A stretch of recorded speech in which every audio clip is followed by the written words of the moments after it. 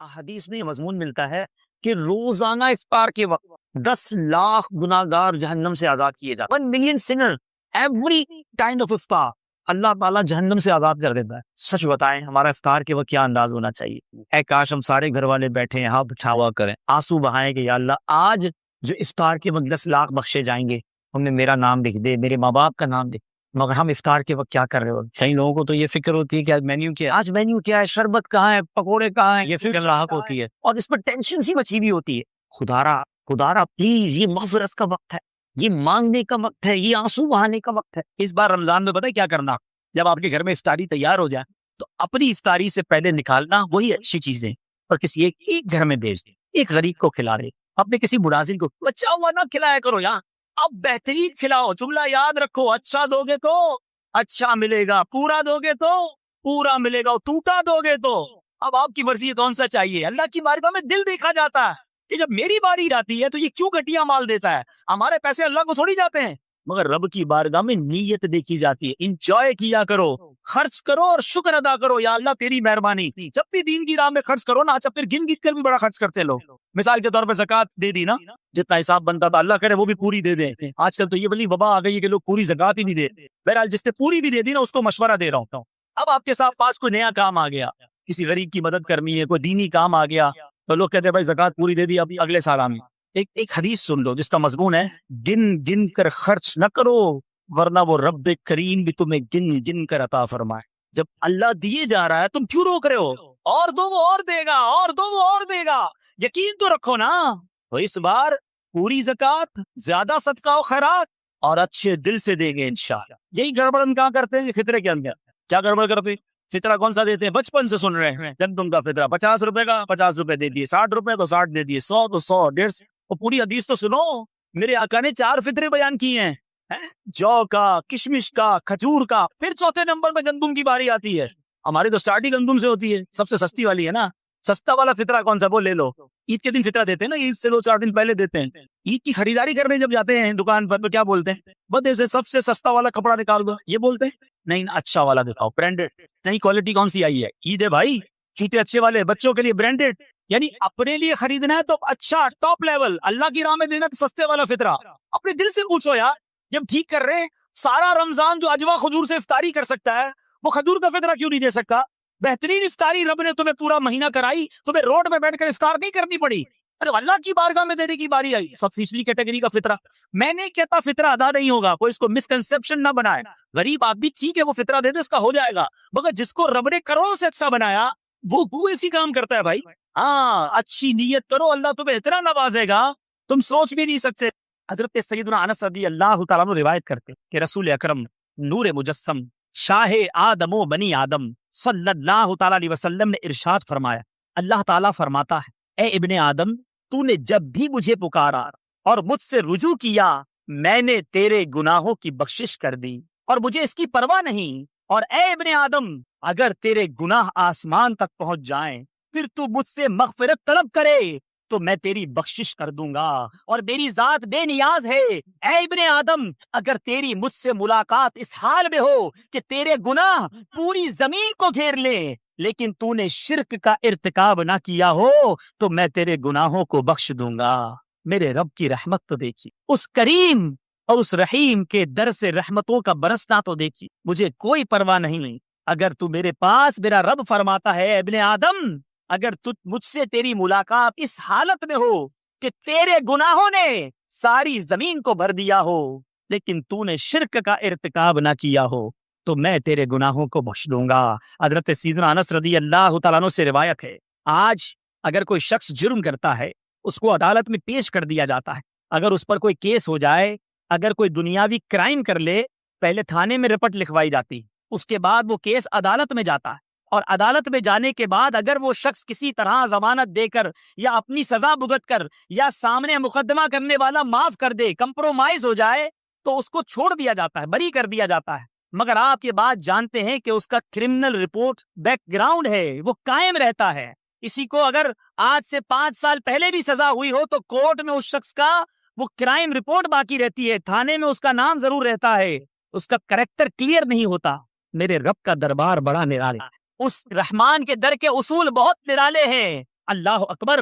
حضرت سیدنا انس رضی اللہ تعالیٰ عنہ سے روایت ہے کہ رسول اکرم نبی مکرم شہنشاہ دو عالم صلی اللہ تعالیٰ علیہ وسلم نے ارشاد فرمایا کہ جب بندہ اپنے گناہوں سے توبہ کرتا ہے تو اللہ عز و جل لکھنے والے فرشتوں کو اس کے گناہ بھلا دیتا ہے، اور اس طرح اس کے اعضاء یعنی ہاتھ پاؤں کو بھی بھلا دیتا ہے، اور اس زمین پر اس کے نشانات بھی مٹا ڈالتا ہے، یہاں تک کہ قیامت کے دن جب وہ اپنے اللہ سے ملے گا تو اللہ عز و جل کی طرف سے اس کے گناہ پر کوئی گواہ نہ ہوگا.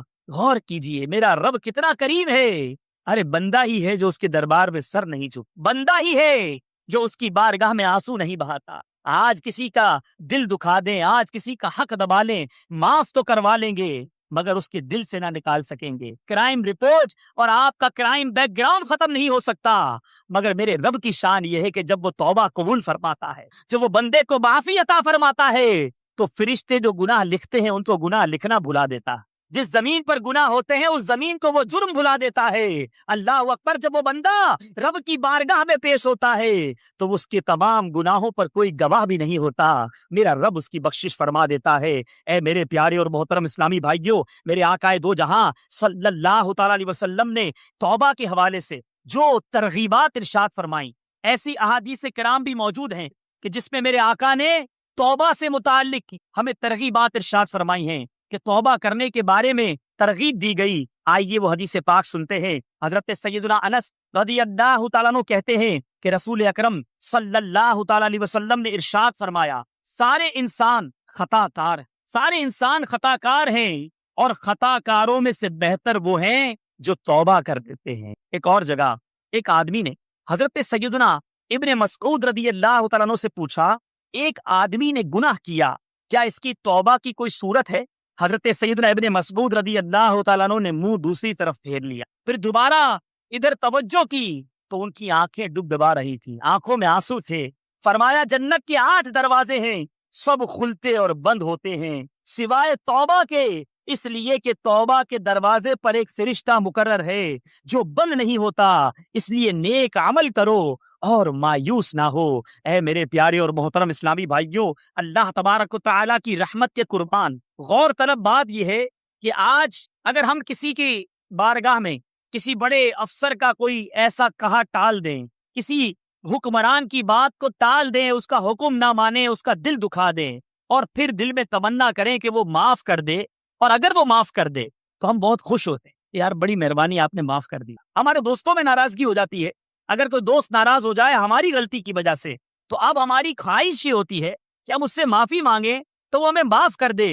مگر میرا رب اس سے بڑا کریم کوئی نہیں، اس سے بڑا رحمان کوئی نہیں ہے، اس سے بڑا درگزر کرنے والا کوئی نہیں ہے. اللہ اکبر. حدیث پاک سنیے اور جھوم جائیے. اللہ تبارک و تعالی ارشاد فرماتا ہے إِلَّا مَن تَابَ وَآمَنَ وَعَمِلَ عَمَلًا صَالِحًا فَأُولَٰئِكَ يُبَدِّلُ اللَّهُ سَيِّئَاتِهِمْ حَسَنَاتٍ وَكَانَ اللَّهُ غَفُورًا رَحِيمًا. ترجمہ کنز ایمان، مگر جو توبہ کرے اور ایمان لائے اور اچھا کام کرے تو ایسوں کی برائیوں کو اللہ بھلائیوں سے بدل دے گا، اور اللہ عز و جل بخشنے والا مہربان ہے. ارے فقط معاف نہیں کرتا میرا رب گناہوں کو نیکیوں سے تبدیل فرما لیتا. ارے اسی کے گناہ کریں، اسی کو ناراض کریں، اسی کی نافرمانیاں کریں، اور جب بندہ اس کے دربار میں سر جھکا لے، جب بندہ اس کی بارگاہ میں آنسو بہائے، جب بندہ اس سے معافی مانگے، اور میرا رب جب اسے معافی عطا کرے، اس کا دریائے رحمت جوش میں آئے تو فقط معاف نہیں فرماتا بلکہ گناہوں کو نیکیوں سے بدل ڈالتا ہے. اللہ اکبر. اللہ اکبر. غور تو کیجئے کیسی رحمت ہے میرے رب کی سرکار کی امت پر. اللہ تبارک و تعالی توبہ کرنے والوں کے فضائل بیان کر رہا ہے. ذرا غور تو کیجئے، بندہ گنہگار ہے، بندہ سیاہ کار ہے، اپنے رب کی بارگاہ میں معافی مانگ رہا ہے. ارے میرا رب معاف بھی کر رہا ہے، ان کے فضائل بھی بیان کر رہا ہے. اللہ تبارک و تعالی قرآن مجید میں ارشاد فرماتا ہے ان اللہ یحب التوابین و یحب المتطہرین. ترجمہ کنز ایمان، بے شک اللہ پسند کرتا ہے بہت توبہ کرنے والوں کو اور پسند رکھتا ہے ستھروں کو. اللہ اکبر. ارے جن کو اللہ پسند کر لے، جن کو اللہ محبوب بنا لے، ان کا دنیا میں بھی بیڑا پار ہے، آخرت میں بھی بیڑا پار ہے. ایک اور مقام پر میرا رب ارشاد فرماتا ہے ترجمہ کنز ایمان، مگر جو تائب ہوئے اور ایمان لائے اور اچھے کام کیے تو یہ لوگ جنت میں جائیں گے اور انہیں کچھ نقصان نہ دیا جائے. رحمت دا دریا الہی ہر دم وگدا تیرا، رحمت دا دریا الہی ہر دم وگدا تیرا، جے ایک قطرہ بخشے مینوں کم بڑھ جاوے میرا. عدل کرے تے تھر تھر کمن اچیاں شانہ والے، عدل کرے تے تھر تھر کمن اچیاں شانہ والے. اے مولا فضل کرے تے بخشے جاسن میں ورگے منہ کالے. میرے رب کی وہ شان ہے کہ جب بندہ معافی مانگتا ہے، جب اپنے سر کو اس کے دربار میں جھکا لیتا ہے، اپنے آنسوؤں کو بہنے دیتا ہے، تو میرا رب تو وہ ہے جو بندے کو اس کی ماں سے زیادہ چاہنے والا. روایتوں میں آتا ہے کہ رب تعالی اپنے بندوں کو ان کی ماں سے 70 گنا زیادہ چاہتا ہے. ارے جب ہماری ماں ہمیں تکلیف میں نہیں دیکھ سکتی، ہماری ماں ہمیں غم میں نہیں دیکھ سکتی، تو وہ رحمان، وہ رحیم، وہ کریم اپنے بندوں کو تکلیف میں مبتلا کرے گا. یہ بندہ ہے جو اپنے رب سے ناتا توڑ لیتا ہے، یہ بندہ ہے جو اپنے رب کو ناراض کر کے اس کی طرف رجوع نہیں کرتا. آپ نے حدیث پاک قرآنی آیات سنی، ہمیں پتا چل رہا ہے کہ توبہ ایک ایسا دروازہ ہے کہ اس طرف پکارا جا رہا ہے کہ آ جاؤ میرے بند، میرے دامن کرم میں چھپ جاؤ. اب ہمیں چاہیے کہ اپنے رب کی طرف رجوع لائیں. اب سوال یہ دل میں پیدا ہوتا ہے کہ ایسی کیا وجوہات ہیں کہ بندہ گناہ تو کرتا ہے، مگر اتنے سارے فضائل قرآن میں ہم نے سنے، احادیث میں سنا، تو ایسی کیا وجہ ہے کہ بندہ توبہ کی طرف جلدی نہیں کرتا بلکہ توبہ سے بھاگتا ہے، یہ توبہ کرنے میں سستی کرتا ہے؟ آج کچھ وجوہات بھی بیان کروں گا اور انشاءاللہ فیضان مرشد سے ان وجوہات یا ان سبب کے کچھ طریقے یا اس کا علاج بھی عرض کروں گا، تاکہ ہمیں پتا چلے کہ کون سی ایسی رکاوٹیں ہیں، کون سی ایسی بندشیں ہیں کہ ہمیں اپنے رب کی طرف توبہ کرنے سے روک ڈالتی ہیں. سب سے پہلی وجہ وہ یہ ہے کہ گناہوں کے انجام سے غافل ہونا توبہ کی راہ میں بہت بڑی رکاوٹ ہے. شاید اس کی وجہ یہ ہے، غور طلب بات ہے، کہ انسان کو جس عذاب سے ڈرایا گیا ہے وہ عذاب اس کی آنکھوں سے اوجھل ہے. کہا جاتا ہے جہنم میں جلایا جائے گا، جناب آگ میں ڈال دیا جائے گا، شراب پیو گے تو یہ گناہ ملے گا، نماز نہیں پڑھو گے تو یہ گناہ ملے گا، بد نگاہی کرو گے تو آنکھوں میں آگ ڈال دی جائے گی، برا سنو گے تو کانوں کے اندر سیسا پگھلا ہوا ڈالا جائے گا. تو یہ گناہ کے ہم عذاب تو سنتے ہیں، مگر یہ عذاب انسان کی نظروں سے اوجھل ہے، اس نے دیکھے نہیں. تو اس وجہ سے یہ انسان کا فطری تقاضا کہ جو چیز کیش ہوتی ہے، جس کا رزلٹ فوری ملتا ہے، انسان اس کی طرف چلا جاتا، بعد والے رزلٹ کو چھوڑ دیتا. مثال کے طور پہ گناہ کرتا ہے، شراب پی، معاذ اللہ، لذت فوراً مل گئی، عذاب کو نہ ملا، عذاب تو بعد میں ملے گا، تو انسان فوری رزلٹ والی چیز کی طرف جلدی چلا جاتا ہے. جھوٹ بولا، بظاہر تھوڑا سا فائدہ اٹھا لی، فوراً رزلٹ مل گیا، جھوٹ کا عذاب کو باقی رہا مگر سامنے کو عذاب نہ آیا. حرام روزی کمائی، بینک بیلنس بڑھ گیا، اس حرام روزی کا جو عذاب ہے وہ سامنے تو نہیں ہے. تو انسان جو چیز فوری مل جاتی ہے، جس کا رزلٹ فوری آ جاتا ہے، اس کی طرف بڑھ جاتا ہے مگر بعد والی باتوں کو بھول جاتا ہے، اور اس وجہ سے وہ توبہ کرنے میں تاخیر کرتا، گناہوں کو نہیں چھوڑتا. یہ بھی ایک وجہ ہوتی ہے. آئیے اس کا جواب اور اس کا حل سمجھنے کی کوشش کرتے ہیں. ایسا شخص غور کرے، اگرچہ عذابات میری نگاہوں سے اوجھل ہیں لیکن ہے تو یقینی، اور کتنے ہی دنیاوی فوائد ایسے ہوتے ہیں جنہیں مستقبل میں ہونے والے نقصانات کی وجہ سے میں چھوڑ دیتا ہوں. مثال کے طور پر اگر کوئی کافر ڈاکٹر، ہم کسی کافر ڈاکٹر کے پاس جائیں اور وہاں جا کر اس کو اپنا بڑا اسپیشلسٹ ڈاکٹر ہو اور جا کر اس کو اپنا جب چیک اپ کروائیں تو وہ ہمیں کہے کہ جناب آپ کو تو بڑا ہائی کولیسٹرول ہو چکا ہے اور آپ کا بلڈ پریشر بھی بہت ہائی ہے، آپ کا شوگر لیول بھی بڑا ایکسیڈ کر رہا ہے، بڑھتا جا رہا ہے، تو آپ نے اب کوئی میٹھی چیز نہیں کھانی، اب آپ نے کوئی چکناٹ والی چیز نہیں کھانی، آپ نے جناب کوئی جو ہے وہ گھی تیل والی چیزوں سے اپنے آپ کو بچانا ہے. اب مجھے بتائیے میرے پیارے اسلامی بھائیوں، کیا میٹھا کھانا حرام تھا؟ کیا چکنائی والی چیز کھانا ناجائز تھا؟ کیا اس طرح کے مرغن غذائیں کھانا غلط تھا؟ سب جائز چیزیں تھی، حلال چیزیں ہیں، مگر ہمیں یہ بھی نہیں پتا کہ اس کا جو سمٹمز وہ بتا رہا ہے کہ اس کو کھانے سے اللہ نہ کرے ہارٹ اٹیک ہو جائے گا، شوگر ہائی ہو جائے گی یا گردے فیل ہو جائیں گے. یہ چیزیں تو بعد میں ہونی ہیں، مگر آج دنیا میں آنے والے نقصان کے پیش نظر ہم ایک کافر ڈاکٹر کی تو بات مان لیتے ہیں اور اس کی بات مان کر حرام نہیں حلال چیزوں کو کھانا چھوڑ دیتے ہیں تو رب کے وعدوں پر یقین کیوں نہیں رکھتے؟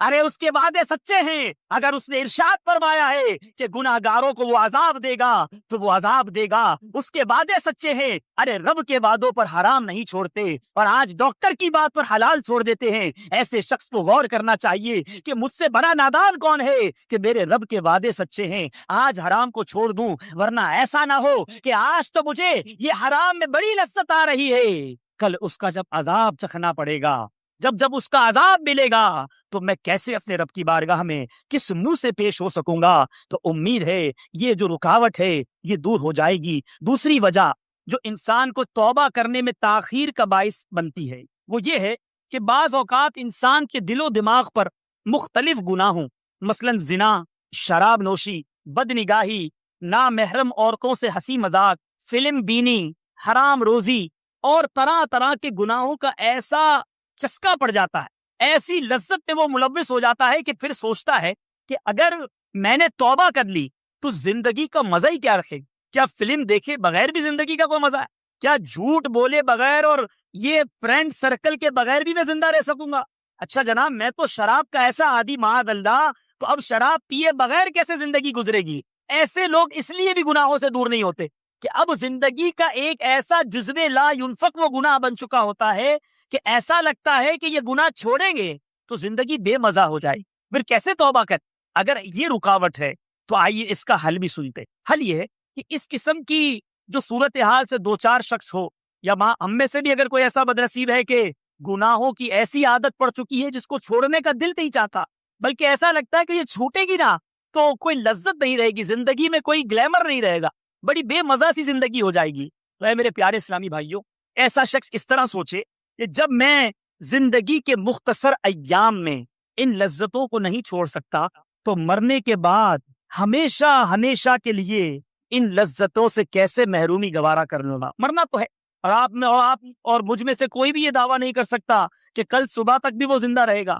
جب ہمیں اتنا بھی پتا ہے کہ ایک رات کی گارنٹی نہیں ہے تو پھر جب مرنا ہے تو یہ تمام لذتیں چھوٹ جائیں گی۔ آج دنیا میں نہیں چھوڑ رہے، مرنے کے بعد تو ویسے ہی چھوٹ جائیں گی۔ اور دوسری بات کہ ان گناہوں کی لذت تو ہے مگر اس کا انجام طویل غم ہے۔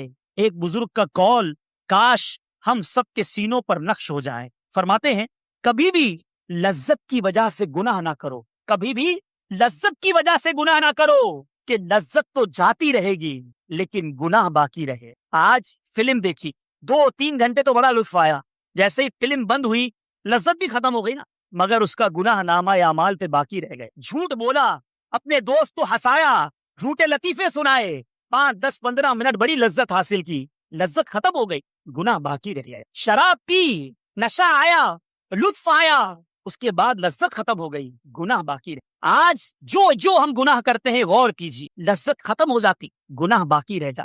بزرگ فرماتے کبھی لذت کی وجہ سے گناہ مت کرو کہ لذت تو ختم ہو جائے گی مگر گناہ نامہ اعمال پہ باقی رہ جائے گا۔ اور کبھی مشقت کی وجہ سے نیکی کو ترک مت کرو۔ آج فجر میں اٹھنا بڑا بھاری لگتا ہے، ٹھنڈ سردیوں کے دنوں میں وضو کرنا بہت مشکل لگتا ہے، مگر مجھے بتائیے جو فجر کے لیے اٹھتے ہیں بستر چھوڑتے وقت تو تکلیف ہوتی ہے مگر نماز پڑھنے کے بعد وہ مشقت ختم۔ ٹھنڈے پانی سے وضو کرنا مشکل ہے، وضو کر لیا اب مشقت ختم۔ آپ نے جناب حلال روزی کمانے کے لیے تکلیف اٹھائی، وہ تکلیف تھوڑی دیر کے بعد ختم ہو گئی۔ فرماتے ہیں کہ کبھی مشقت اور تکلیف کی وجہ سے نیکی کرنا ترک مت کرو کہ مشقت تو ختم ہو جائے گی مگر اس کا اجر نامہ اعمال پہ باقی رہ جائے گا۔ اللہ اکبر! اے کاش اللہ کے گھر میں بیٹھے دعا کرتے ہیں کہ مولا کریم یہ قول ہمارے دلوں پر نقش فرما دے، جب بھی گناہ کرنے جائیں، جب بھی دل گناہوں کی طرف مائل ہو، اے کاش کی ذہن بن جائے کہ تھوڑی دیر کی لذت اٹھانے جا رہا ہوں، اس کے بعد یہ لذت ختم ہو جائے گی، میرے نامہ اعمال پہ یہ گناہ باقی رہ جائے گی، اپنے رب کو کیا منہ دکھاؤں گا۔ اور جب نیکی کرنے میں سستی ہو، جب دل نہ چاہے آج نماز نہیں پڑھنی، آج جماعت کے لیے مسجد میں نہیں جانا، اب قافلوں میں نہیں جانا، جمعرات کے اجتماع میں سستی ہو رہی ہے، جب کاش یہ قول یاد آ جائے کہ مشقت تو ختم ہو جائے گی، تکلیف تو ختم ہو جائے گی مگر انشاءاللہ اگر میں نے نیکی کر لی تو میرا رب نیکوکاروں کا اجر ضائع نہیں کرتا، نامہ اعمال میں وہ نیکی باقی رہے گی اور انشاءاللہ قیامت کے دن مجھے وہ نیکی کا اجر ملے گا۔ اے میرے پیارے اسلامی بھائیو، ایسا شخص یہ سوچے کہ گناہ اگر بڑے لذیذ ہیں، گناہوں کے بغیر زندگی بے معنی لگتی ہے، مگر یہ لذت ختم ہو جائے گی۔ گناہ کا جو گناہ ہے، اس کی جو سزا ہے، نامہ اعمال پہ لکھ دی جائے گی۔ ایک اور مثال سے سمجھیے، لاجیکلی مثال دیتا ہوں۔ مثال کے طور پہ آپ کا ایک دوست ہو، اس نے زندگی میں کبھی نہ گوشت کھایا ہو، نہ مرغی کھائی، فقط دال ہی کھاتا۔ آپ جب بھی اس کو کہیں یار بھائی آپ مرغی بھی کھایا کرو، کہ نہیں بھائی جو دال میں مزہ ہے نا وہ دنیا کی کسی چیز میں۔ ارے بھائی آپ نے مرغی کھائی نہیں ہے، آپ نے کبھی گوشت کھایا ہی نہیں ہے، آپ کو کیسے پتا چلا کہ اس میں لذت نہیں؟ بھائی مجھے اپنی زندگی میں جو مزہ دال میں آتا ہے وہ کسی میں نہیں آتا۔ ایک دن جناب بڑی کوشش کر کے ایک اسلامی بھائی نے، مثال دے رہا ہوں، ان کے منہ میں ایک نوالا بنا کر مرغی کیا سالن کر دیا۔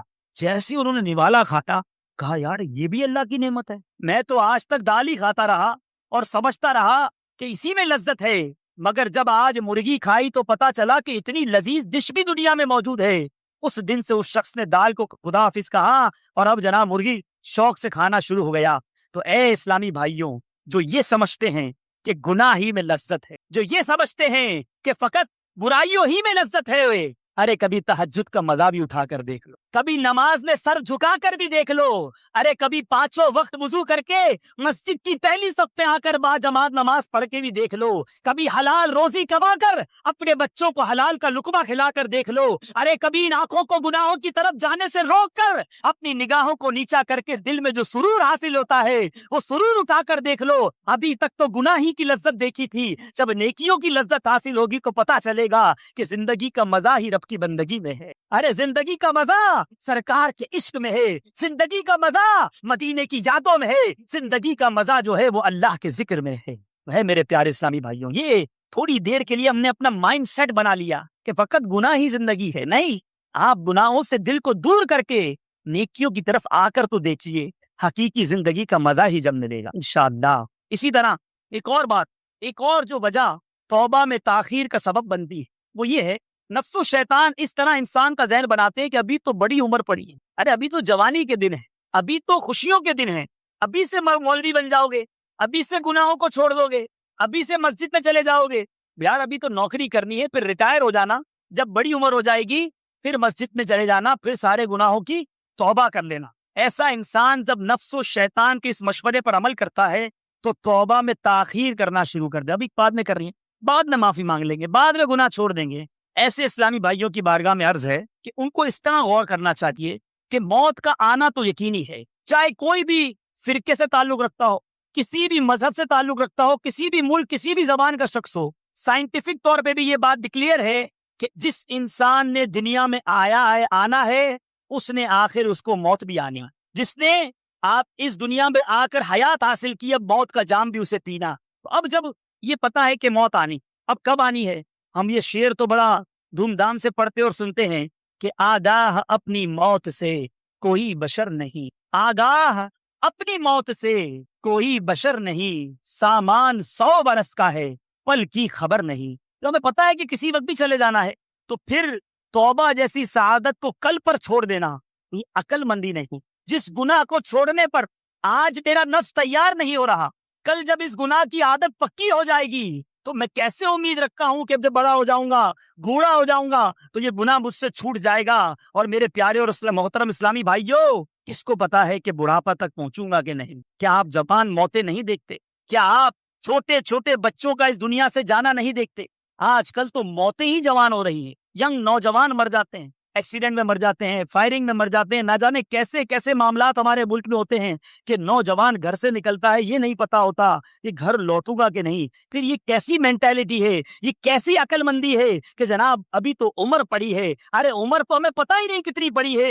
حدیث پاک میں آتا ہے کہ توبہ میں تاخیر کرنے سے بچو کیونکہ موت اچانک آ جاتی۔ ایسے اسلامی بھائیوں کو اپنا ذہن یوں بنانا چاہیے۔ ایک اور اسلامی بھائی بڑا عجیب قسم کا ایک طبقہ یہ بھی ملتا ہے جو یہ کہتے ہیں کہ جناب اللہ بڑا غفور رحیم ہے، وہ بہت بخشنے والا ہے، جناب اس کی رحمت سے تو ہمیں بڑی امید ہے، گناہ کرتے رہو وہ معاف کر دے گا۔ ایسے بھی لوگ ملتے ہیں، توبہ کر لو بھائی، ارے توبہ کی کیا ضرورت ہے، وہ غفور الرحیم ہے، وہ بڑا رحیم ہے، وہ ہماری بخشش فرما دے۔ اب یہ بھی ایک طرح سے شیطان کا وار ہے۔ جی ہاں، غور سے سنیے، ایسوں کی خدمت میں گزارش ہے کہ بے شک اللہ تعالیٰ رحیم و کریم ہے، اس میں کسی مسلمان کو شک و شبہ نہیں ہے، لیکن جس طرح یہ دونوں اس کی صفات ہیں इसी तरह वो कहार और जब्बार भी है। याद रखिए, वो कहार और जब्बार भी है। और ये बात भी कुरान और हदीस से साबित है कि कुछ ना कुछ मुसलमान जहन्नम में जाएंगे, अपने किए की सजा भुगतेंगे, उसके बाद जन्नत में आएंगे। तो आपके पास ऐसी कौन सी गारंटी है कि जनाब जो जहन्नम में जाएंगे उनमें आप नहीं होंगे, वो गफूर रहीम आपको बख्श देगा। अरे जब हमें मालूम नहीं है तो फकत रहमत के आसरे पर गुनाह करना ये अच्छी बात नहीं है। अल्लाह अकबर। उमर फारूक रदी अल्लाह तआला अन्हु खलीफतुल मुस्लिमीन हैं। हजरत उमर रदी अल्लाह तआला अन्हु के मर्तबे के कोई क्या बयान कर सकता है। रिवायतों में आता है हजरत उमर फारूक जिस गली से गुजर जाते उस गली से शैतान नहीं गुजरता। मेरे आका फरमाते हैं जिसका मफहूम है कि अगर मेरे बाद कोई नबी होता तो वो उमर होता। वो मर्तबा है उमर बिन खत्ताब रदी अल्लाह तआला अन्हु का। मगर आप फरमाते हैं कि अगर कयामत के दिन ये आवाज दी जाए कि एक शख्स के सिवा सब के सब जहन्नम में जाएंगे, एक ही जन्नत में जाएगा, सब जहन्नम में जाएंगे, तो मैं अपने रब की रहमत से उम्मीद रखूंगा कि वो एक जन्नत में जाने वाला मैं हूं और आपका खौफ खुदा मुलाहिजा हो। फरमाते हैं और अगर ये ऐलान किया जाए कि सब जन्नत में जाएंगे, एक जहन्नम में जाएगा, तो उमर ये खौफ रखेगा कि कहीं वो एक जहन्नम में जाने वाला मैं ना। तो है मेरे प्यारे और मोहतरम इस्लामी भाइयों, यकीनन रब की रहमत से मायूस नहीं होना चाहिए, मगर रब की रहमत पर दिलेर भी नहीं होना चाहिए, गुनाहों पर दिलेर नहीं होना चाहिए कि जनाब अब तो बख्शे जाएंगे, वो बड़ा करीम है, जो करना है कर लो। नहीं, अल ईमान बैन अल खौफ और रिजा, ईमान खौफ और उम्मीद के दरमियान की शय का नाम है। इंसान रब की रहमत पर झूमता भी रहे और उसके गजब पर लरसता भी रहे तो फिर ही वो शख्स सही मानों में ईमान पर कामिल है। मौला अली करमल्लाहु तआला वजहुल करीम का फरमान सुनिए। आपने अपने बेटे से फरमाया, ऐ बेटे अल्लाह ताला से ऐसा खौफ रखो कि तुम्हें गुमान होने लगे कि अगर तुम तमाम अहले जमीन की नेकियां लेकर उसके दरबार में पेश होगे तो वो इन्हें कबूल ना करेगा। और अल्लाह ताला से ऐसी उम्मीद रखो कि सारी दुनिया वालों के गुनाह लेकर उसके पास पहुंचोगे और वो तुम्हारी बख्शिश फरमा देगा। ये है ईमान की रूह कि बंदा लरसता भी रहे, कांपता भी रहे, डरता भी रहे और उसकी रहमत से उम्मीद भी रखता। एक तौबा ना करने वालों की एक किस्म और भी है, वो हैं जो फरमाते हैं कि जनाब अब तो इतने गुनाह हो गए, अब तो ऐसी ऐसी खताएं कर ली कि अब हमारी तौबा ही कबूल नहीं होगी, तो अब तौबा करने का क्या फायदा। यानी बिल्कुल ही रब की रहमत से मायूस हो जाते हैं। ऐ मेरे प्यारे और मोहतरम इस्लामी भाइयों, जहां अल्लाह की रहमत से बेहद दिलेर होकर गुनाह नहीं करने, वहां उसकी रहमत से मायूस भी नहीं होना। अल्लाह तबारक व तआला ने इरशाद फरमाया, ला तक़नतू मिन रहमतिल्लाह इन्नल्लाह यग़फिरुज़ ज़ुनूब जमीआ। तर्जुमा कंजुल ईमान, अल्लाह की रहमत से ना उम्मीद ना हो, बेशक अल्लाह सब गुनाह बख्श देता है। रहमत खुदाबंदी किस तरह अपने उम्मीदवार को आगोश में लेती है, इसका अंदाजा इस रिवायत से लगाइए। मक्की मदनी सरकार सल्लल्लाहु तआला अलैहि वसल्लम ने फरमाया, हक ताला अपने बंदों पर इससे कहीं ज्यादा मेहरबान है कि जितना एक माँ अपने बच्चे पर शफकत करती है। ऐ मेरे प्यारे और मोहतरम इस्लामी भाइयों, अल्लाह की रहमत के बारे में एक हदीस पाक सुनी और झूम उठी। हजरत सैयदना अबू हुरैरा रज़ी अल्लाह तआला अन्हु फरमाते हैं कि दो शख्सों को जहन्नम से बाहर लाया जाएगा। पहले जहन्नम में होंगे, उन्हें जहन्नम से बाहर लाया जाएगा। हक ताला इरशाद फरमाएगा, जो अजाब तुमने देखा वो तुम्हारे अमलों के सबब था, मैं अपने बंदों पर जुल्म नहीं करता। फिर उन दोनों को दोबारा जहन्नम में डाले जाने का हुक्म सुना दिया जाएगा। उनमें से एक शख्स जल्दी जल्दी दोजख की तरफ जाएगा और कहता जाएगा, मैं गुनाहों के बोझ से इतना डर गया हूं कि अब उसके हुक्म की पूरा करने में कोई कोताही नहीं करना चाहता। अब ये हुक्म तो मान लूं, अपने रब का कोई हुक्म नहीं माना, अब जहन्नम में जल्दी जल्दी जाने लग जाएगा। और दूसरा कहेगा, ऐ मेरे रब, मैं नेक गुमान रखता था, मुझे उम्मीद थी कि एक मर्तबा दोजख से निकालने के बाद दोबारा दोजख में डालना तेरी रहमत गवारा ना करेगी। तब अल्लाह ताला की रहमत जोश में आएगी और उन दोनों को जन्नत में जाने का हुक्म सुना दिया जाए। कैसे मेरे रब की रहमत, मेरा रब तो बंदों को बख्शना चाहता है। रहमत हक बहान अमी जो यद, रहमत हक बहाना भी जो यद कि मेरे रब की रहमत कीमत तलब नहीं करती, बल्कि मेरे रब की रहमत तो बहाने तलाश करती कि मेरा बंदा आ जाए तो मैं इसकी बख्शिश कर दूं। अपने सर को झुका ले, अपने अंदर निदामत पैदा कर ले, तौबा कर ले। तो ऐ मेरे प्यारे और मोहतरम इस्लामी भाइयों, इंसान चाहे कितने ही गुनाह उससे क्यों ना हो जाए, लेकिन जब वो नादिम होकर तौबा के लिए बारगाह इलाही में हाजिर हो जाए तो उसके गुनाह माफ कर दिए जाते हैं। चुनाचे हजरत सैयदना अबू हुरैरा रदी अल्लाह तआला अन्हु से रिवायत है कि रहमत आलम सल्लल्लाहु तआला अलैहि वसल्लम ने फरमाया, अगर तुम गुनाह करते रहो यहाँ तक कि वो आसमान तक पहुंच जाएं, फिर तुम तौबा करो, तब भी अल्लाह अज़्ज़ व जल तुम्हारी तौबा कबूल फरमा लेगा। इसी तरह मेरे प्यारे और मोहतरम इस्लामी भाइयों, एक और जो तौबा करने में रुकावट बनती है, जो वजह है, वो ये भी है कि बंदा ये उज़्र पेश करता है कि मुझे अपने आप पर एतमाद नहीं है कि मैं तौबा करके फिर गुनाह कर लेता हूँ, तौबा पर इस्तिकामत नहीं है, मैं क्यों तौबा करूं, तौबा करता हूं फिर गुनाह हो जाते हैं, तो तौबा ही नहीं करता बंदा। तो ऐ मेरे प्यारे इस्लामी भाइयों, ये सरासर शैतानी वसवसा, क्योंकि आपको क्या मालूम कि तौबा करने के बाद आप जिंदा रहेंगे कि नहीं। हो सकता है तौबा करते ही मौत आ जाए और गुनाह करने का मौका ही ना मिले, और वक्त तौबा आइंदा के लिए गुनाहों से बचने का पुख्ता इरादा होना जरूरी है। गुनाहों से बचने पर इस्तिकामत देने वाली जात तो रब्बे कायनात की है। अगर बादे तौबा गुनाह हो भी जाए तो दोबारा पुरखुलूस तौबा कर लेनी चाहिए कि हो सकता है यही आखिरी तौबा हो और इसी पर दुनिया से जाना नसीब हो। हजरत सैयदना अबू सईद रदी अल्लाह तआला अन्हु बयान करते हैं कि रसूल अकरम सल्लल्लाहु तआला अलैहि वसल्लम ने इरशाद फरमाया, शैतान ने अल्लाह ताला की बारगाह में कहा, ऐ मेरे रब, मुझे तेरे इज्जत व जलाल की कसम, जब तक बंदों के जिस्मों में रूह बाकी है मैं उन्हें बहकाता रहूंगा।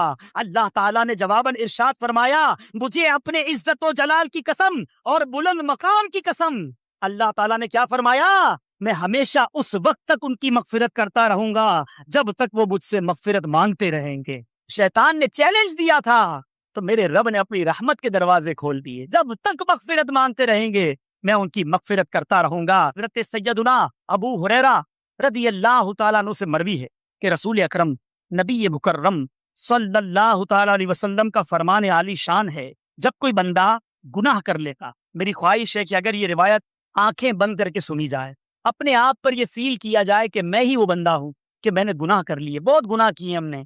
रसूल अकरम फरमाते हैं कि जब कोई बंदा गुनाह कर लेता और फिर कहता है, मौला मैंने गुनाह कर लिया, मुझे माफ कर दे, तो अल्लाह अज़्ज़ व जल फरमाता है, मेरा बंदा जानता है कि कोई इसका रब है जो गुनाह माफ भी करता है और उस पर पकड़ भी लेता है। ऐ फरिश्तों, गवाह हो जाओ कि मैंने अपने बंदे को बख्श दिया। फिर जितना रब चाहता है वो बंदा ठहरा रहता है, उसके बाद फिर कोई गुनाह कर लेता है, फिर अर्ज करता है, या इलाही मैंने फिर गुनाह कर लिया है, मौला मुझे बख्श दे। तो रब्बे करीम फरमाता है, ऐ फरिश्तों, मेरा ये बंदा जानता है कि कोई इसका रब है जो गुनाह पर पकड़ भी लेता है और माफ भी करता है। ऐ फरिश्तों, गवाह रहना, मैंने अपने बंदे को बख्श दिया। फिर जितना रब चाहता है वो बंदा ठहरता है, फिर मजीद गुनाह कर बैठता है और दोबारा अर्ज करता है, मेरे रब मुझे माफ कर दे। तो रब फरमाता है कि मेरा ये बंदा जानता है कि इसका कोई रब है जो गुनाह करने पर पकड़ भी लेता है और जब बंदा माफी मांगता है तो उसे माफ भी करता है। ऐ फरिश्तों, गवाह हो जाओ कि मैंने अपने बंदे की बख्शिश फरमा दी, अब जो चाहे वो करे। अल्लाह अकबर। बुखारी शरीफ की हदीस पाक रब की रहमत कैसे बयान कर रही है कि मेरा रब अपने बंदों पर किस कदर मेहरबान है। तो है मेरे प्यारे और मोहतरम इस्लामी भाइयों, हमें चाहिए कि तौबा करने में देर ना करें। अल्लाह ने आज ही हमें मौका दिया है, हम उसके घर में मौजूद हैं। आइए अब तौबा का तरीका सुन लीजिए कि तौबा कैसे करनी चाहिए। याद रखिए कि ठंडी आहें भरने या अपने गालों पर चपत मारने या अपने नाक या कानों वगैरह को हाथ लगाने या अपनी जबान दांतों तले दबा लेने या सर हिलाने या तौबा तौबा तौबा करने का नाम तौबा नहीं है, बल्कि सच्ची तौबा से मुराद ये है कि बंदा किसी गुनाह को अल्लाह ताला की नाफरमानी जानकर इस पर नादिम होते हुए रब से माफी तलब करे और उसे आइंदा ना करने का पक्का इरादा करे और उस गुनाह के इजाले की कोशिश करे, तो इंशाअल्लाह उसे सच्ची तौबा नसीब होगी। गुनाह तौबा करने के जो अरकान बयान हुए हैं किताबों में वो 3 है। माजी पर निदामत, जो किया उस पर शर्मिंदगी हो। नंबर 2, हाल में इस गुनाह को छोड़ देना, ایک شخص شراب پیتا آ رہا ہے، توبہ کر لی، شرمندگی ہے، شراب نہیں پینی چاہیے، میں نے بہت غلط کیا، مگر ابھی بھی شراب پی رہا ہے اور پھر توبہ کر رہا ہے، تو یہ بھی نہیں، حال میں اس گناہ کو چھوڑ دے، جو ماضی میں کرتا رہا اس پر شرمندگی ہو، حال میں اس گناہ کو چھوڑ دے اور مستقبل میں اس کی طرف نہ لوٹنے کا پکا ارادہ کرے۔ اگر یہ 3 ارکان پائے جائیں گے تو توبہ انشاءاللہ رب کی بارگاہ میں قبول ہو جائے گی۔ حضرت سیدنا ابو درداء رضی اللہ تعالیٰ عنہ سے روایت ہے کہ حضرت سیدنا ابراہیم خلیل اللہ علی نبینا علیہ الصلوۃ والسلام خلیل اللہ ہے، اللہ کے نبی ہیں، جب نماز کے لیے کھڑے ہوتے تو خوف خدا کے سبب اس قدر گریہ وزاری فرماتے، اس قدر گریہ وزاری فرماتے کہ 1 میل کے فاصلے سے ان کے سینے میں ہونے والی گڑ گڑاہٹ کی آواز سنائی دیتی تھی۔ یہ اللہ کی بارگاہ میں ان کا خوف تھا۔ حضرت سیدنا یحییٰ علی نبینا علیہ الصلوۃ والسلام جب نماز کے لیے کھڑے ہوتے تو خوف خدا سے اس قدر روتے کہ درخت اور مٹی کے ڈھیلے بھی آپ کے ساتھ رونے لگ جاتا، حتیٰ کہ آپ کے والد محترم حضرت سیدنا زکریا علیہ السلام بھی آپ کو دیکھ کر رونے لگتے، یہاں تک کہ بے ہوش ہو جاتے۔ آپ اسی طرح مسلسل آنسو بہاتے رہتے، یہاں تک کہ مسلسل بہنے والے آنسوؤں کے سبب آپ کے رخسار مبارک پر زخم ہو گئے۔ یہ دیکھ کر آپ کی والدہ ماجدہ نے آپ کے رخساروں پر اونی پٹیاں چپٹا دی، اس کے باوجود جب آپ دوبارہ نماز کے لیے کھڑے ہوتے پھر رونا شروع کر دیتے، جس کے نتیجے میں وہ روئی کی پٹیاں بھیگ جاتی۔ جب آپ کی والدہ انہیں خشک کرنے کے لیے نچوڑتی تو آپ اپنے آنسوؤں کے پانی کو اپنی ماں کے بازو پر گرتا ہوا دیکھتے تو بارگاہ الہی میں اس طرح عرض کرتے، اے اللہ، یہ میرے آنسو ہیں، یہ میری ماں ہے اور میں تیرا بندہ ہوں، جبکہ تو سب سے زیادہ رحم فرمانے والا ہے۔ اے میرے پیارے اسلامی بھائیوں، غور کیجئے کہ اللہ والے اپنے رب کی بارگاہ میں کیسے رویا کرتے۔ اے میرے پیارے اور محترم اسلامی بھائیوں، رونے والی آنکھیں مانگو، رونا سب کا کام نہیں، رونے والی آنکھیں مانگو، رونا سب کا کام نہیں۔ ذکر محبت عام ہے لیکن سوز محبت عام نہیں۔ رونے والے کیسے خوش نصیب ہوتے ہیں، اس روایت سے سنیے اور جھوم جائیے۔ مروی ہے کہ قیامت کے دن ایک شخص بارگاہ خداوندی میں لایا جائے گا اور اسے اس کا اعمال نامہ دیا جائے گا تو وہ اس میں کثیر گناہ پائے گا، پھر عرض کرے گا، یا اللہ، میں نے تو یہ گناہ نہیں کیے، میں نے تو یہ گناہ نہیں کیے۔ بندہ اپنے گناہوں سے انکار کرے گا، اللہ عز و جل ارشاد فرمائے گا، میرے پاس اس کے مضبوط گواہ ہے۔ قرآن مجید میں میرا رب ارشاد فرماتا ہے، آپ نے وہ آیت کئی بار سنی ہوگی، آج اس کے ترجمے پر بھی غور فرما لیجئے۔ اللہ تبارک و تعالیٰ کلام مجید فرقان حمید میں کیا ارشاد فرماتا ہے، سنیے اور اپنے رب کی بارگاہ میں لرز اٹھیے۔ مولا کریم ارشاد فرماتا ہے، الیوم نختم علی افواہہم، سورہ یاسین میں یہ آیت آپ نے سنی ہوگی، آیت نمبر 65 میں اللہ تعالیٰ ارشاد فرماتا ہے، الیوم نختم علی افواہہم وتکلمنا ایدیہم وتشہد ارجلہم بما کانوا یکسبون۔ ترجمہ کنز ایمان، آج ہم ان کے منہ پر مہر کر دیں گے اور ان کے ہاتھ ہم سے بات کریں گے اور ان کے پاؤں ان کے کیے کی گواہی دیں گے۔ وہ بندہ کہے گا، مولا، میں نے گناہ نہیں کیے۔ میرا رب فرمائے گا، ہمارے پاس اس کے مضبوط گواہ ہیں۔ وہ آس پاس دیکھے گا، ادھر ادھر دیکھے گا، لیکن کوئی گواہ کو موجود نہ پائے گا۔ کہے گا، مولا، وہ گواہ کہاں ہیں؟ اللہ تعالیٰ اس کے اعضاء کو گواہی دینے کا حکم دے گا۔ کان کہیں گے، ہاں، ہم نے حرام سنا تھا اور ہم حرام پر گواہ ہیں۔ آنکھیں کہیں گی، ہاں، ہم نے حرام دیکھا۔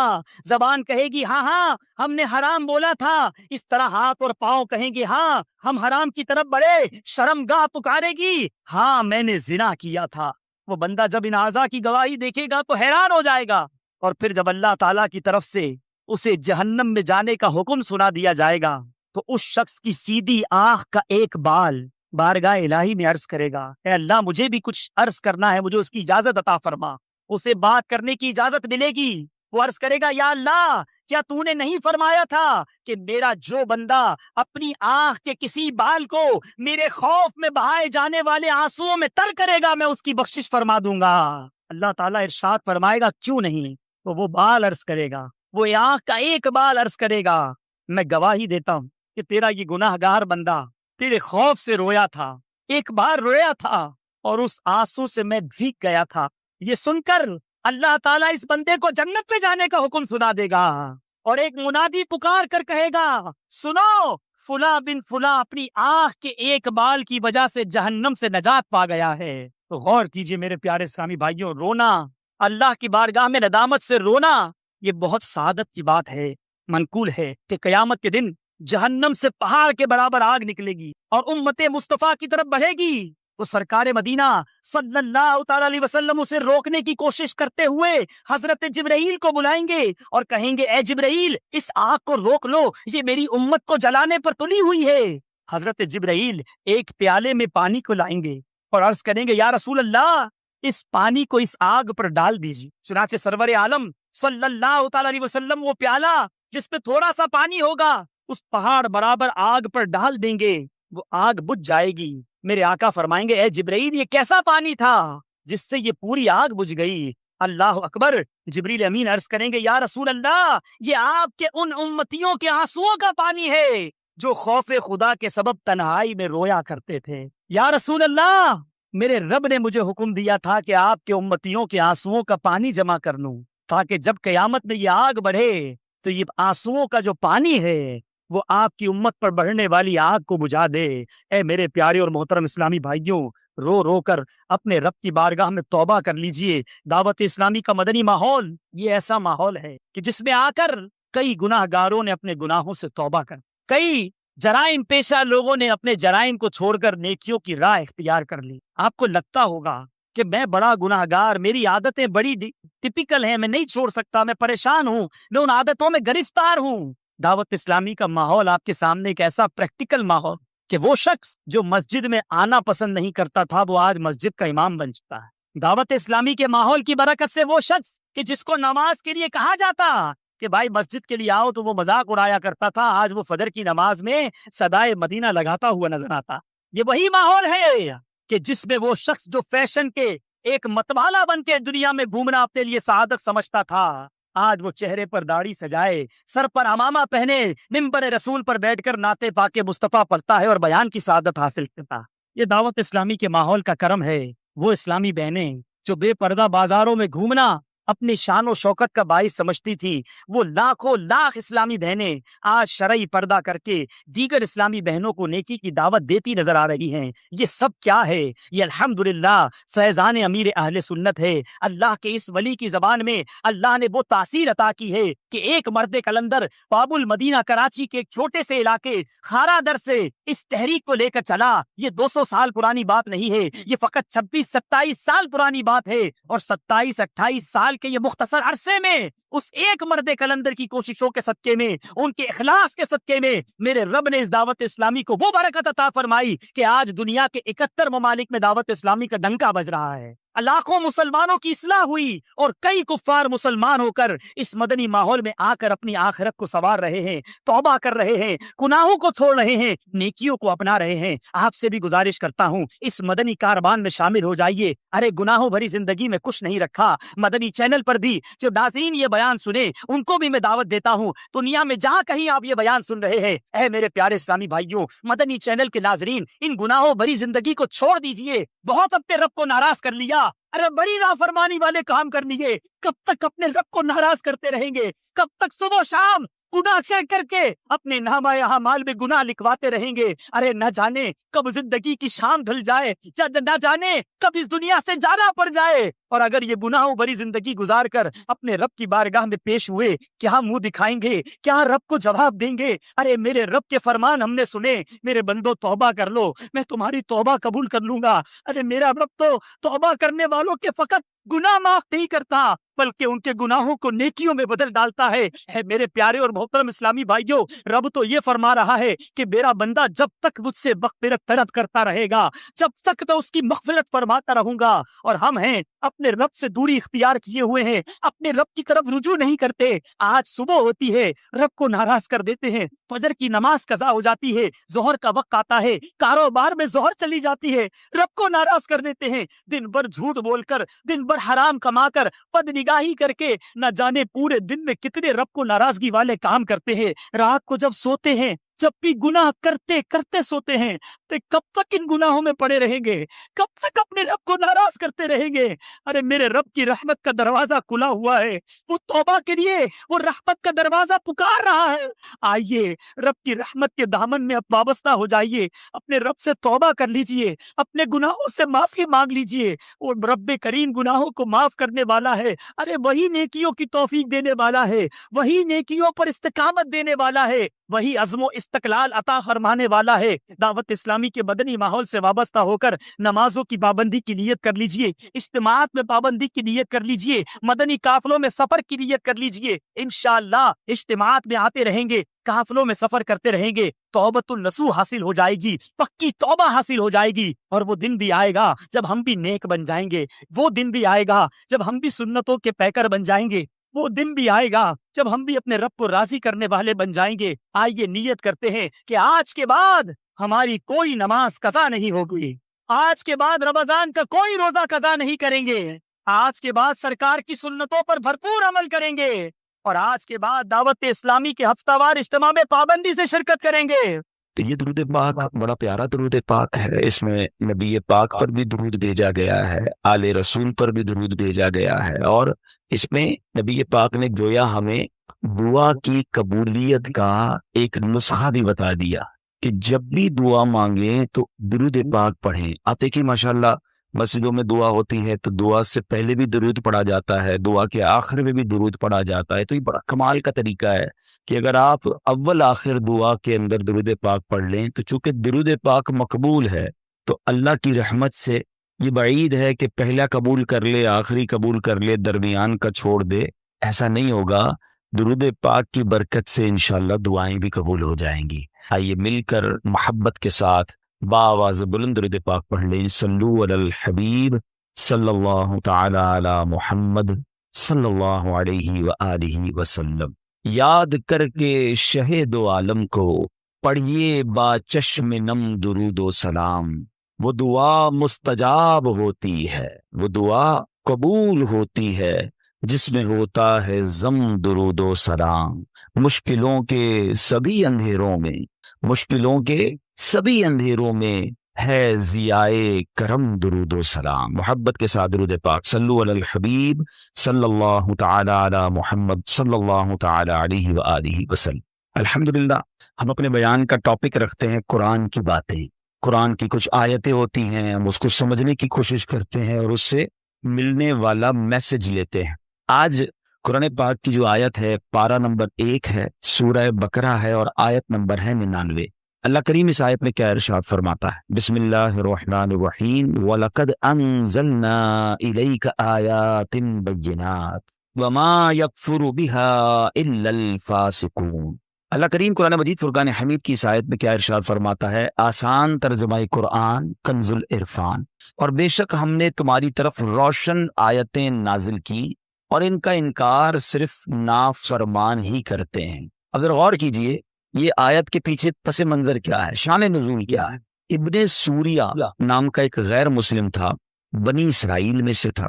हजरत अब्दुल्लाह इब्ने अब्बास रज़ियल्लाहु तआला अन्हुमा फरमाते हैं कि एक दिन इब्ने सूरिया नबी पाक अलैहिस्सलाम के सामने बड़ी जुर्रत और जसारत करते हुए, बदतमीजी करते हुए कहता है, ए मोहम्मद सल्लल्लाहु अलैहि वसल्लम, आप कोई ऐसी चीज नहीं लाए जिसे हम पहचानते हो। अल्लाह पाक ने आप पर कोई वाज़े निशानी नहीं उतारी। इस बदबख्त के जवाब में अल्लाह करीम ने आयत करीमा नाजिल फरमाई। क्या आयत है जो अभी हमने सुनी, वलक़द अंज़लना इलैका आयातिन बय्यिनात वमा यकफुरु बिहा इल्लल फासिकून, और बेशक हमने तुम्हारी तरफ रोशन आयतें नाजिल की और इनका इनकार सिर्फ नाफरमान ही करते। एक रिवायत यूं भी है कि हजरत मुआज बिन जबल रज़ियल्लाहु तआला अन्हु एक दिन यहूदियों को शर्म दिलाते हुए फरमाते हैं, हजरत मुआज बिन जबल भी ईमान लाए थे ना, तो वो यहूदियों को शर्म दिलाते हुए फरमाते हैं कि तुम वो हो जो हमें आखिरी नबी की निशानियां बताते थे, तुमने ही वो निशानियां बताई जिन्हें देखकर हमने कलमा पढ़ लिया। जब प्यारे आका तशरीफ लाए तुमने जो निशानियां बताई वो हमने इनमें देखी, हमने कलमा पढ़ लिया, तो तुम कलमा क्यों नहीं पढ़ते। अल्लाह अकबर। तो यहूदी कहते हैं कि तौरात में जो निशानियां लिखी हैं ये वो नबी नहीं हैं, ये कोई वाज़े निशानी लेकर नहीं आया। उनके जवाब में अल्लाह ने یہ آیت نازل فرمائی وَلَقَدْ أَنزَلْنَا إِلَيْكَ آيَاتٍ بَيِّنَاتٍ وَمَا يَكْفُرُ بِهَا إِلَّا الْفَاسِقُونَ، اور بے شک ہم نے تمہاری طرف روشن آیتیں یعنی روشن واضح نشانیاں نازل فرمائی، اور ان کا انکار صرف نافرمان ہی کرتے ہیں۔ اللہ اکبر، ایسی واضح نشانیاں قرآن کہتا ہے جس کا کوئی انکار نہیں کر سکتا، ہاں صرف فاسق طبیعت والے جو محض دشمنی اور عداوت رکھتے ہیں وہ انکار کرنے والے ہیں۔ اللہ اکبر۔ اب اس آیت کا پہلے تو تفصیل تو سمجھیں گے، مگر ذرا اسلوب دیکھیں، انداز قرآن دیکھیں، مجھے بتائیں نا اعتراض کون کر رہا ہے؟ کفار کر رہے ہیں، یہودی کر رہے ہیں کہ نبی پاک پر کوئی واضح نشانی نہیں۔ اللہ کریم ان کو جواب نہیں دے رہا کہ اے ابن سوریہ یا اے یہودیوں تم جھوٹے ہو، اللہ اپنے حبیب سے گفتگو فرما رہا ہے۔ اس آیت قرآنی کا جو رخ ہے، جو مخاطب ہے، وہ کون ہے؟ وہ سرکار دو عالم علیہ الصلوۃ والسلام ہے۔ اللہ نے یہ نہیں فرمایا کہ اے ابن سوریہ ہم نے بڑی نشانیاں نازل کی، بلکہ فرمایا اے محبوب ہم نے آپ پر بہت سی واضح نشانیاں نازل فرمائی ہیں۔ سوچئے، اب اللہ پاک نے نشانیاں اتاری ہیں، نبی پاک علیہ الصلوۃ والسلام پر اتاری ہیں۔ پیارے آقا تو جانتے ہیں کہ میرا ہاتھ بھی معجزہ ہے، میری نگاہ بھی معجزہ ہے، آپ جانتے تھے کہ میری زبان بھی معجزہ ہے، میرے پاکیزہ قدم بھی معجزہ ہیں، مجھے رب کائنات نے سر سے لے کر قدم تک سراپا معجزہ بنا کر بھیجا ہے۔ جب نبی پاک یہ بھی جانتے کہ پورا قرآن کریم معجزہ ہے، قرآن کریم کی ہر آیت جو ہے وہ کفار کے لیے واضح دلیل ہے، تو پھر جب اللہ پاک نے یہ کیوں فرمایا کہ اے محبوب ہم نے تمہاری طرف روشن آیتیں نازل کی، انکار کوئی اور کر رہا ہے، بتایا اپنے حبیب کو جا رہا ہے جن کو پہلے سے معلوم ہے کہ اللہ نے کتنی واضح نشانیاں مجھے عطا فرمائی، تو یہ کوشچن تو بنتا ہے نا کہ اعتراض کرنے والا کوئی اور ہے، اور بتایا حبیب علیہ الصلوۃ والسلام کو جا رہا ہے۔ اللہ اکبر۔ اصل میں یہ بڑی محبت بھری بات ہے۔ جب غیر مسلم انکار کرتے تھے نا نبی پاک کا اور ان کی نشانیوں کا، تو اب پیارے آقا کے دل پر رنج طاری ہوتا تھا، آپ غمگین ہو جاتے تھے۔ تو سرکار دو عالم علیہ السلام کا جب دل پاک دکھی ہوتا تو اللہ کریم ابن سوریہ کو جواب دینے کی بجائے کلام اپنے محبوب علیہ الصلوۃ والسلام سے فرما رہا ہے، گویا یہ بتایا جا رہا ہے کہ اے محبوب علیہ الصلوۃ والسلام یہ بدبخت اس لائق نہیں ہے کہ ان سے بات کی جائے، انہیں منہ لگایا جائے، آپ دل رنجیدہ نہ کریں، یہ جو بدبخت بکواس کر رہے ہیں یہ اپنے بد باطنی کا اظہار کر رہے ہیں، آپ رنجیدہ نہ ہو، اپنے رب کریم کی عنایتوں کی طرف نظر فرمائیے۔ اللہ نے تو آپ کو کیا کیا عطا فرمایا ہے، اب بات سمجھ رہے ہیں کہ وہ منہ لگانے کے قابل نہیں، آپ ان کی باتوں پر دل رنجیدہ کیوں کر رہے ہیں؟ اے محبوب تمہارے رب نے تمہیں کتنی واضح نشانیاں عطا فرمائی ہیں، کیا خوبصورت انداز ہے قرآن کا، کیا پیار بھرا انداز ہے۔ اور یہی بات مولانا حسن رضا خان صاحب اپنے پیارے سے کلام میں لکھتے ہیں، آپ لکھتے ہیں عجب پیاری پیاری ہے صورت کسی کی، عجب پیاری پیاری ہے صورت کسی کی، ہمیں کیا خدا کو ہے الفت کسی کی، کسی کو کسی سے ہوئی ہے نہ ہوگی، خدا کو ہے جتنی محبت کسی کی۔ اللہ کتنا محبت فرماتا ہے اپنے حبیب علیہ الصلوۃ والسلام سے۔ اب میرے پیارے اسلامی بھائیوں اس بات کو ایک اور واقعے کے ذریعے سمجھیے۔ ایک بار سرکار دو عالم علیہ الصلوۃ والسلام کہیں تشریف فرما تھے، آپ کے جسم اقدس سے خون بہ رہا تھا، جبریل امین آئے۔ جبریل امین کون ہیں؟ فرشتوں کے سردار ہیں۔ آقا علیہ السلام کی بارگاہ میں آئے، کہتے یا رسول اللہ صلی اللہ علیہ وسلم کیا ماجرا ہے، آپ کے جسم اقدس سے خون بہ رہا ہے؟ نبی پاک نے فرمایا اہل مکہ نے ظلم ڈھایا ہے۔ جبریل امین علیہ الصلوۃ والسلام نے کہا حضور یہ جو سامنے درخت ہے نا ذرا اسے اپنی طرف بلائیے۔ پیارے آقا نے درخت کو بلایا، وہ درخت زمین چیرتا ہوا نبی پاک کی بارگاہ میں حاضر ہو گیا۔ پھر فرمایا حضور اس کو واپس جانے کا حکم دیں۔ نبی پاک نے حکم دیا، درخت واپس جگہ کو چیرتا ہوا اپنی جگہ چلا گیا۔ جب نبی پاک نے اپنا یہ کمال، یہ معجزہ اپنی آنکھوں سے دیکھا نا، سرکار دو عالم علیہ السلام فرماتے اے جبرائیل میرے دل کی تسلی کے لیے کافی ہے۔ کتنا خوبصورت پیغام دیا گیا کہ حضور آپ درختوں کو بلائیں تو درخت آپ کی اطاعت کرتے ہیں۔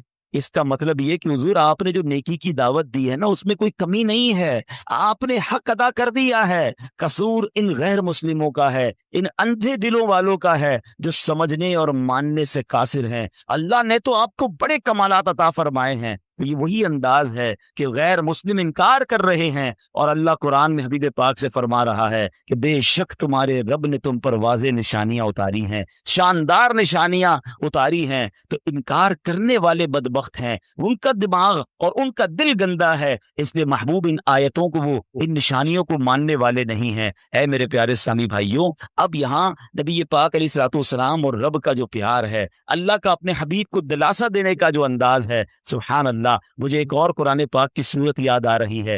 ہوا یہ تھا کہ جبریل امین علیہ الصلوۃ والسلام نبی پاک کے پاس وحی لے کر آتے تھے، تو اب ہوتا یہ تھا کہ کچھ دن تک جبریل امین نہیں آئے، کافی دن گزر گئے، تو کفار مکہ کو یہ پتا چل گیا کہ وحی نہیں آ رہی، تو بدبختوں کو بس موقع چاہیے ہوتا تھا نا، بھئی یہ تو مان لو کہ اللہ کے نبی ہیں، یہ نہیں ماننا، بلکہ اس بات پر اعتراض کرنا ہے کہ اتنے دنوں تک وحی کیوں نہیں آئی۔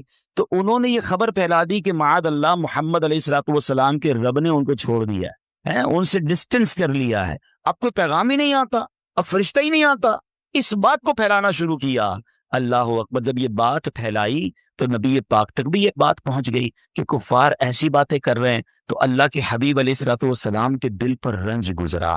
اب ذرا غور کریں، دل مصطفیٰ غمگین ہو، یہ رب کو کب گوارا ہے، تو اب نبی پاک کو دلاسا کیسے دیا گیا؟ اللہ اکبر، قرآن کی پوری سورت نازل کی گئی۔ اچھا، اب آپ ایک بات دیکھیں، آپ کا کوئی پیارا غمزدہ ہو جائے، آپ کا کوئی پیارا غمگین ہو جائے، بچہ ہو یا رشتہ دار ہو، آپ کیا کرتے ہیں؟ پہلے جا کر اچھی باتیں کرتے ہیں، اس کی تعریف کرتے ہیں، اس کو کوئی تحفہ دیتے ہیں۔ اب دیکھو نبی پاک سے رب کس طرح ارشاد فرماتا ہے، بسم اللہ الرحمن الرحیم، قرآن کہتا ہے وَالضُّحَىٰ وَاللَّيْلِ إِذَا سَجَىٰ۔ علماء کہتے ہیں وَالضُّحَىٰ سے مراد نبی پاک کے چمکتے چہرے کی قسم ہے، وَاللَّيْلِ إِذَا سَجَىٰ سے پیارے آقا کی کالی زلفوں کی بات ہو رہی ہے۔ اللہ اکبر، اللہ قرآن میں محبوب کے چہرے اور زلفوں کی قسم اٹھا رہا ہے تاکہ محبوب کی دل جوئی ہو جائے۔ وَالضُّحَىٰ وَاللَّيْلِ إِذَا سَجَىٰ۔ اب کفار کہہ رہے کہ رب نے چھوڑ دیا ہے، رب قرآن میں جواب فرما رہا ہے مَا وَدَّعَكَ رَبُّكَ وَمَا قَلَىٰ، اے محبوب تمہارے رب نے تمہیں چھوڑا نہیں ہے، نہ وہ تمہیں چھوڑے گا۔ اللہ اکبر، وَلَلْآخِرَةُ خَيْرٌ لَكَ مِنَ الْأُولَىٰ۔ اب انعام دیا جا رہا ہے، پہلے تعریف کر دی، پھر کفار کو جواب دے دیا، اور اب تحفہ کیا دیا جا رہا ہے کہ اے محبوب تمہاری آنے والی ہر گھڑی پچھلی گھڑی سے بہتر ہے، ہر لمحہ تمہارے ترقی ہو رہی ہے، ہر لمحہ تمہارے کمالات بڑھ رہے ہیں۔ اور اگلی آیت تو کمال ہے نا، اللہ فرماتا ہے وَلَسَوْفَ يُعْتِيكَ رَبُّكَ فَتَرْضَىٰ، اے محبوب ان قریب تمہارا رب تمہیں اتنا دے گا کہ تم راضی ہو جاؤ گے۔ کیسی آفر ہے کہ جو چاہیے وہ ملے گا جب تک راضی نہ ہوگے۔ اور ہم کیوں نہ نبی پاک سے محبت کریں کہ جب یہ آیت نازل ہوئی، جبریل امین یہ آیت لے کر آئے، تو نبی پاک علیہ السلام کو جب یہ پتا چلا کہ رب نے یہ فرمایا ہے کہ محبوب اتنا دیں گے کہ تم راضی ہو جاؤ گے، تو سنو میرے آقا نے کیا مانگا۔ ہائے ہائے، نبی پاک علیہ السلام فرماتے ہیں میں اس وقت تک راضی نہ ہوں گا جب تک میرا ایک ایک امتی جنت میں داخل نہ ہو جائے۔ اللہ نے آفر نبی پاک علیہ السلام کو فرمائی ہے، اور مگر آقا کو خیال کس کا ہے؟ ہائے، اب غور کریں، اعلیٰ حضرت امام اہل سنت فرماتے ہیں نا، جو نہ بھولا ہم غریبوں کو رضا، ہمارے آقا کبھی نہیں بھولے، جو نہ بھولا ہم غریبوں کو رضا، یاد اس کی اپنی عادت کیجئے۔ تو جتنا ہو سکے ہمیں نبی پاک سے محبت کرنی ہے، اور اپنی محبتوں کو بڑھانا ہے، ان کی سنتوں پر عمل کرنا ہے۔ ایسے آقا کہ جب یہ آفر ملتی ہے وَلَسَوْفَ يُعْتِيكَ رَبُّكَ فَتَرْضَىٰ، اے محبوب اتنا دیں گے، ان قریب اتنا دیں گے کہ تم راضی ہو جاؤ گے۔ ہمیں کوئی کہے مانگو کیا چاہیے، اتنا دوں گا کہ راضی ہو جاؤ گے۔ کوئی گاڑی مانگے، کوئی بنگلہ مانگے، کوئی نوکری مانگے، کوئی کاروبار مانگے گا، اپنے بچوں کے لیے مانگے گا۔ میرے آقا نے وہاں بھی یاد کیا تو ہم گناہ گاروں کو یاد، پھر کیوں نہ ہم ان سے محبت کریں، پھر کیوں نہ ان کا میلاد بنائیں، پھر کیوں نہ ان کا ذکر کریں، پھر کیوں نہ ان کے چرچے بلند کریں۔ اور یہاں بھی نبی پاک کا انکار کفار کر رہے ہیں کہ نشانیاں نہیں ہیں آپ کے پاس، معاذ اللہ، مگر قرآن کہتا ہے محبوب ہم نے تو تم پر بڑی واضح نشانیاں اتاری ہیں، ان کے دل میلے ہیں، یہ دل کالے ہو گئے ہیں، یہ فسق والے ہیں، یہ ایمان والے نہیں، اس لیے ان کو نشانیاں نظر نہیں آ رہی ہیں۔ آپ دل چھوٹا نہ کریں، آپ دل میلا نہ کریں۔ اللہ اکبر، کیا خوبصورت انداز سے قرآن اپنے حبیب علیہ الصلوۃ والسلام سے گفتگو فرماتا ہے۔ اب آگے سنیے، اللہ کریم نے دو باتیں فرمائیں، وَلَقَدْ أَنزَلْنَا إِلَيْكَ آيَاتٍ بَيِّنَاتٍ وَمَا يَكْفُرُ بِهَا إِلَّا الْفَاسِقُونَ، اس میں دو باتیں ہیں، اور بے شک ہم نے تمہاری طرف روشن آیتیں نازل کی، اور ان کا انکار صرف نافرمان ہی کرتے ہیں۔ اللہ پاک نے محبوب پاک علیہ الصلوۃ والسلام سے ذکر فرمایا، پہلی بات کہ واضح نشانیاں تھیں، ایگزیکٹلی کلیئر نشانیاں تھیں. دوسری بات کہ واضح نشانیوں کا جو انکار کرتا ہے نا وہ فاسق ہوتے ہیں، وہ ایمان والے نہیں ہوتے. اب مثال کے طور پہ حضرت جبیر بن مطعم رضی اللہ عنہ صحابی رسول ہیں.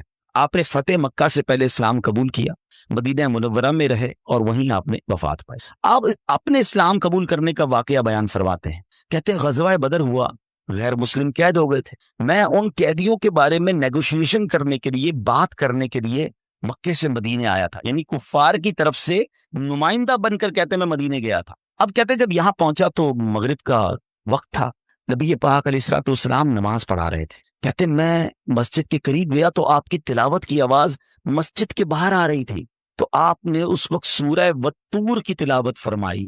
ابھی میں قرآن پاک سن رہا تھا. اللہ اکبر، ذرا غور کریں، قرآن کلام کس کا ہے؟ رحمان کا کلام ہے عز و جل، اور زبان سے کس کی ادا ہو رہا ہے؟ محبوب رحمان عز و جل.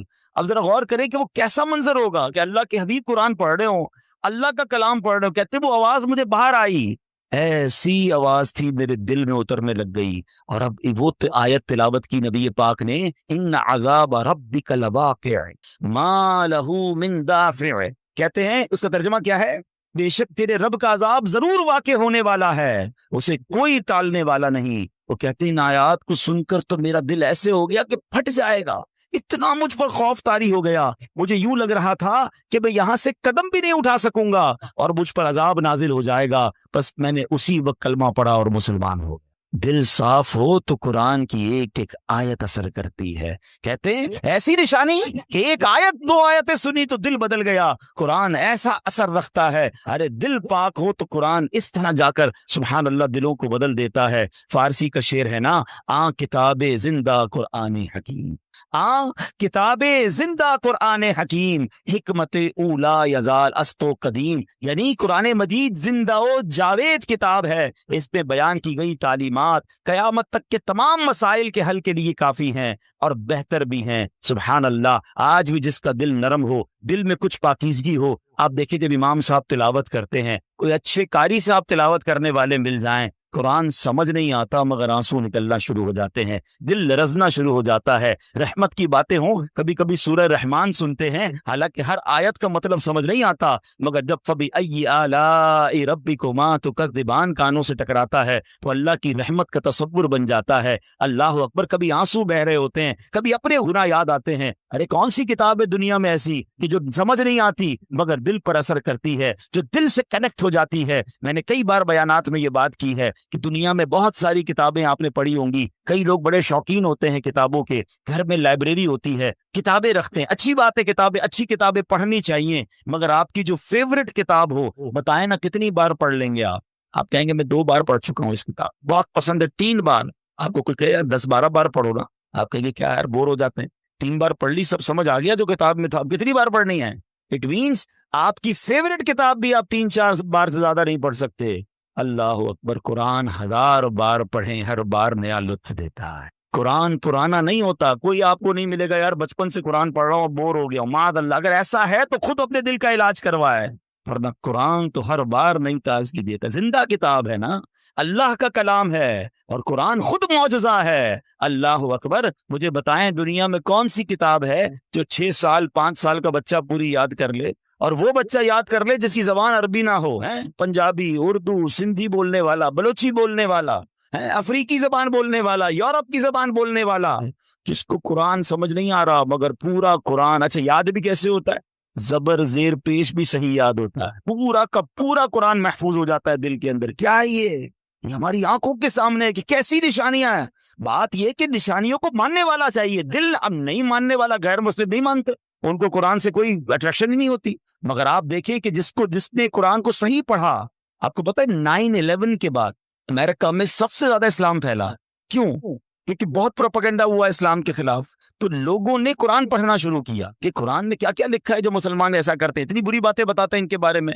تو ریسرچ جن لوگوں نے قرآن پہ کرنا شروع کی، قرآن نے ان کے دل پر اثر کرنا شروع کر دیا. لوگ کلمہ پڑھتے گئے، اسلام قبول کرتے گئے. اور ایسا ہی ہوتا تھا کہ اسلام کی نیگیٹیوٹی کو تلاش کرنے جو لوگ نکلتے تھے وہ کلمہ پڑھ کر مسلمان ہو جاتے. ایسا ہی ایک واقعہ مجھے یاد آیا کہ نبی پاک علیہ الصلوۃ والسلام کی شان ایسی ہے کہ قرآن میں بھی کوئی عیب نہیں ڈھونڈ سکتا اور نبی پاک علیہ الصلوۃ والسلام میں بھی کوئی عیب نہیں ڈھونڈ سکتا. اللہ نے ایسے سچے نبی عطا فرمائے، ایسے کامل نبی عطا فرمائے، سبحان اللہ.